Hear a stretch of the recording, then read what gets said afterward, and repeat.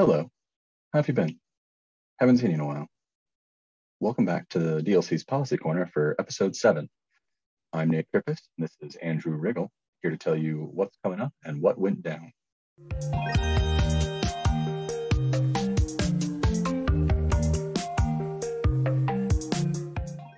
Pull up a stool and join us here at the bar for a quick budget update. And we learned earlier in the week that final revenue projections have come out, and things look better than even the most optimistic among us had anticipated. There is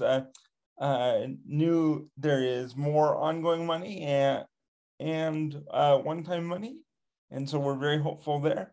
Unfortunately, we don't have any specifics to share with you because legislative leadership, as executive appropriations, hasn't met yet to finalize the budget. But check out our budget tracker on the website in the coming days to find out what they did and what the budget looks like in the going into the final week of the session. Now we're going to move on to updates of bills that we have already talked about. And first up is HB 363. This was the bill we mentioned for Representative Elison that dealt with involuntary commitment. He made some changes since we last spoke, which now the bill does include some rights, which are nice. They allow a person to make a phone call if they are involuntarily committed. I believe at least one phone call every 24 hours they're in there, and it gives them the right to see an attorney. However, and also it is not just a 72-hour hold, it is 24 hours. And if you are evaluated in that 24 hours, they can hold you for another 48. With that said, our concerns remain. It still, essentially can hold people for 72 hours instead of the current 24. And the definition of substantial danger still is expanded such that it would just allow for the involuntary commitment of a lot more folks. So our concerns remain. However, the bill has proceeded. It is now passed the House, and it will move into the Senate. Well, now that Nate's raised the bar, I can give you a much more positive update on HB 320, Representative Abbott's guardianship bill of rights. In a substitute, he clarified that that an individual under guardianship has the right to have an attorney represent them before guardianship is granted and during the full guardianship, the full course of the guardianship. As we said last week, we are fully supportive of the bill, and we're happy to see it pass through the Senate committee this morning, and it's now on to the Senate floor, and we look forward to being able to tell you that it has passed and will be signed into law next week. Keeping things flowing along here, I'm going to move on to a couple other bills we've mentioned in previous weeks. Last week, I think we brought up HB 371 from Representative Lyman that would have rolled back voting protection or voting provisions such that no vote by mail, in-person voting would be the standard, among other problematic provisions.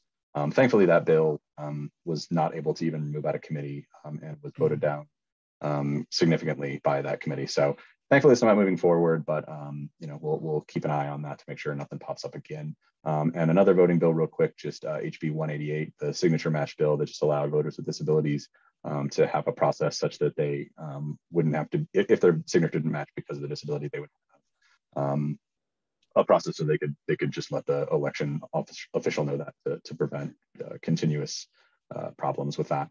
It also does have a provision that ensures that there's better notice of accessible voting options as well. So that's a good bill. It has also, now it has passed out of the Senate committee and it's onto the Senate floor, and we are hopeful it'll keep moving forward.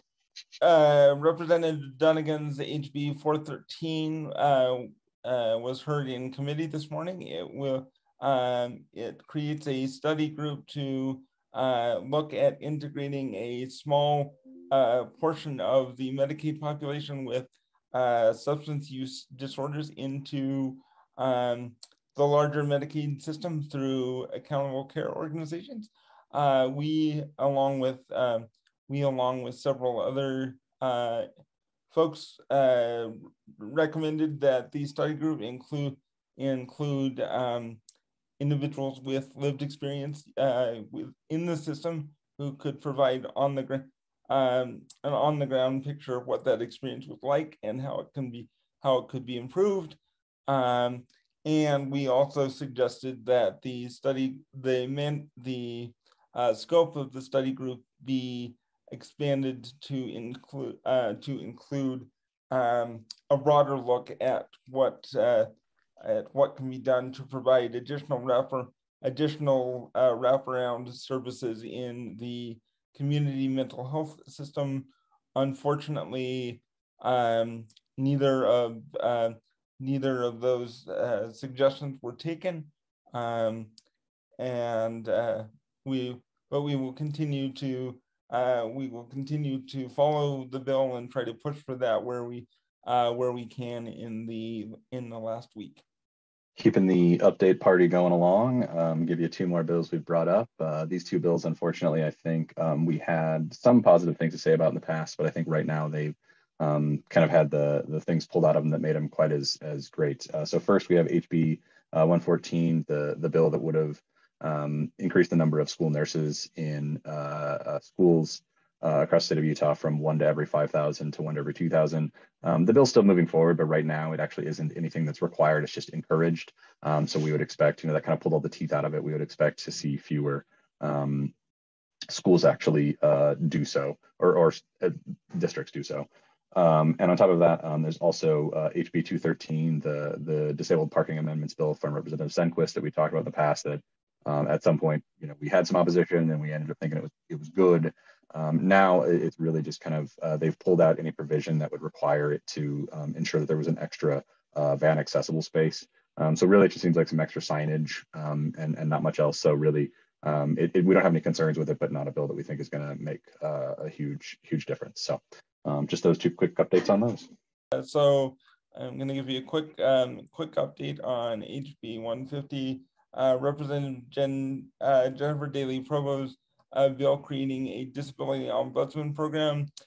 Just in case we haven't mentioned it before, the bill was amended to move the ombudsman from DSPD to the Department of Health and Human Services specifically. So hopefully that will give it a little bit of a broader scope. And it made it out of Senate committee this morning, and so it's on the second reading calendars on the Senate floor. And so once again, hopefully we'll have some good news for you on that front next week.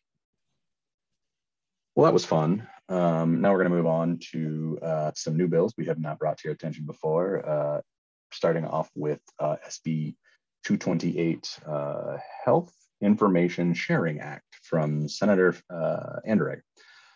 This bill, it would actually create a database, a voluntary database for that people could elect to be placed on that would essentially try to allow dispatch to let police officers, law enforcement, or even, it sounds like first responders altogether know if a person has a disability that they've elected to share with this database.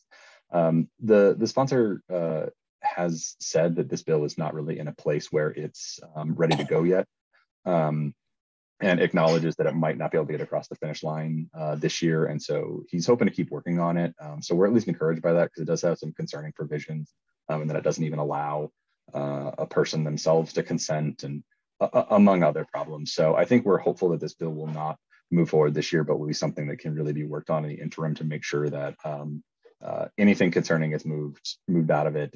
And if it does move forward, at least people's privacy and rights are protected. So we will keep you updated on that one, but I think we're hopeful that'll just get kicked to interim.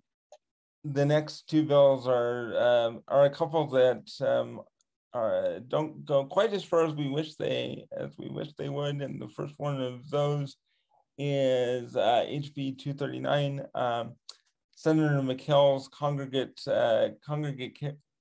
care amendments, and this is Senator McHale's next step in trying to work through the issues with youth residential treatment facilities. And what this bill basically does is require that companies that provide transportation to these programs and facilities register with the Office of Licensing. It also clarifies some language around the youth right to communicate with their families, and when programs can restrict that. As I said earlier, we think this is a good next step, but we definitely would like to have seen it do more, and we have additional ideas of other things that can be done to protect vulnerable kids in these programs, and we look forward to working with Senator McHale and others on these ideas over the coming year. Similarly, the next bill is Representative King's HB 358, which is mental health treatment amendments, and this is a step toward making sure that folks in particular insurance programs have access to somewhat equal physical and mental health and substance use treatment services. Again, this is given that we have had difficulty even having conversations about the idea of parity in the past. We appreciate Representative King for continuing to push the issue and recognize this as an important first step. But again, look forward to continuing the journey in the future. Well, cheers, everyone. Thanks for watching. I know that was a lot to cover. I would, as always, please check out our website, disabilitylawcenter.org/public-policy to follow the bill tracker, the budget tracker, and the calendar. And I would say, I think our last episode after the session wraps might be a few days later in the week, so that we can make sure that we get where everything's at. But we will see you next week. Chin chin.